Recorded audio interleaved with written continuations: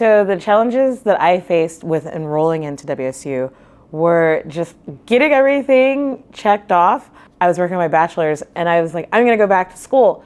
So there was like a whole list of things and I had like one day to run around to all these different departments, get things signed, get things taken care of.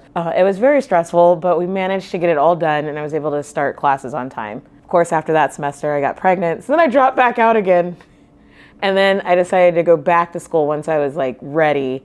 And then that one, it was like smoother getting back into school because I already kind of knew what to expect. I came in late to registration. I signed up the day before the last day for late registration.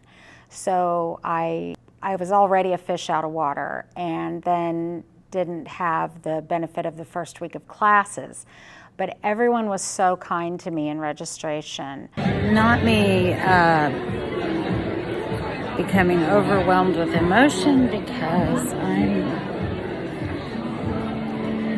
finally here. And then there were a few times after I got started that I really considered not continuing. I was completely unprepared for how school looks now. When I last went to school over 20 years ago, we had books and paper. Everything was very analog. I really don't like the way the hybrid classes are structured. I went from making 65, 70s, barely passing, until they enforced the professors to come in off the hybrid course, the hybrid lectures and stuff like that over Zoom meetings and teach within the institution.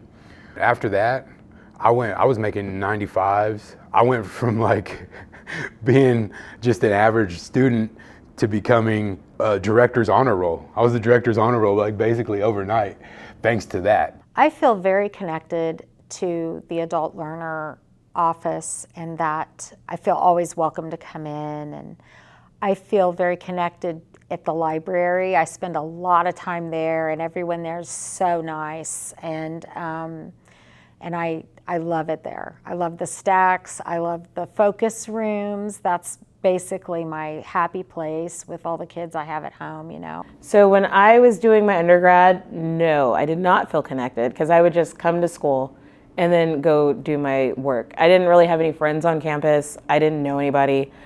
And then I signed up for the newspaper. So then with that, I met like a group of people. And then it wasn't until I went into graduate school where they say that your cohort is like, you're very close with them. Where now I feel like I have friends, we do stuff together, we go to the events together, and I feel like I am connected with the campus. You could go 100 days with having something good happen, but it's the one bad day that's, could be detrimental to whether you stick with it or you don't stick with it.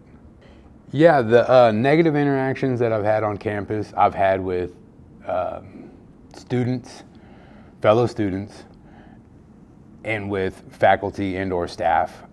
One of them, I know exactly who they are. Another one of them, they remain a mystery to this day, but both of them have followed me into the bathroom. And now these are two separate occasions. One was Shockers After Dark thing that I'll never do again. The other one was actually during an event that was held during the day, and there was multitudes of people there. Why I was selected and stalked out and followed into the bathroom to find out who I was. Why couldn't these people just walk up to me the same way that I was walking up to these different booths or to these different groups of people and interacting with them?